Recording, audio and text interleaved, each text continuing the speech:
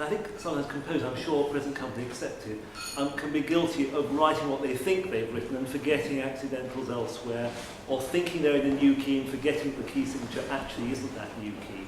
I think for performers, giving new work, performances of new work, this will also be very helpful indeed. Would you agree? Oh, absolutely, yes.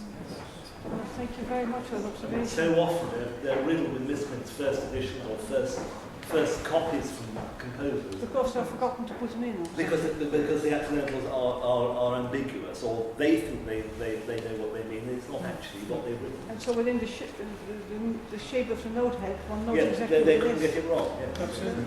Well, thank you so much. I'm Kimmy Wong. I'm a student from Royal College of Music. Yeah, we're just interested about the topics with Simplified Music Notations, and just we had a bit about the presentation, which is very interesting, and I feel it's quite helpful for beginners to just a starter to touch the music, because some children quite afraid of a lot of symbols. So that kind of notation may help them to think music is not that difficult, and maybe urge them to learn music more effectively. Thank you very much. Thank you. Sure, my name's Nigel Bewley. I'm the head sound engineer in the British Library Sound Archive. The British Library Sound Archive is one of the biggest archives in the world and contains sound recordings of all different sorts, all different kinds of music, wildlife, spoken word, sound effects. As part of my job, I occasionally have to follow a score. Never will I be able to sight read. When I was at school, I used to sight read. Those skills have long gone. But I can follow a score. I need to know when the violins come in, when the piano gets louder, that kind of thing. And I need to edit from a score sometimes to join up 78 RPM sides. And I think that this music notation will be a great boost and a great boon to my audio engineering capabilities. And Peter Wright, I've just finished as president of the Royal College of Organists. I'm also organist of Southwark Cathedral, and I was sent as everybody here, I think, the examples some years ago, about 2 or 3 years ago, and was impressed by its potential. And that's really what drew me here this evening. Because I also teach and have been an examiner for all sorts of things. I just thought it might be a very helpful way forward. Yes, thank you. Thank you.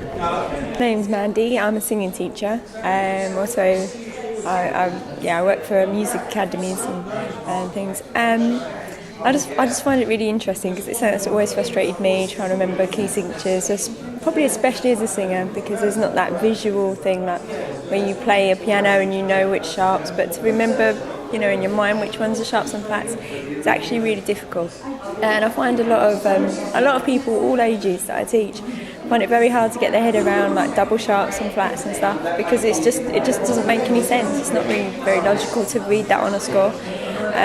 So it does get away from all of that, but at the same time it helps people to understand how to read conventional music, because it kind of points them in that direction so they understand how it ties together. So it's actually a very useful tool as well for teaching. My name is Rahana Keshki, and I work with Ginevra, so that's how I found out about it. But actually, I played piano for about 10 years when I was younger, and I haven't been able to sight read very well in my life, and I think this will be a really great tool to be able to pick it back up again, because I love performing, but the practicing part I'm not too great at. So yeah, I'm going to buy the elementary book and see how it goes.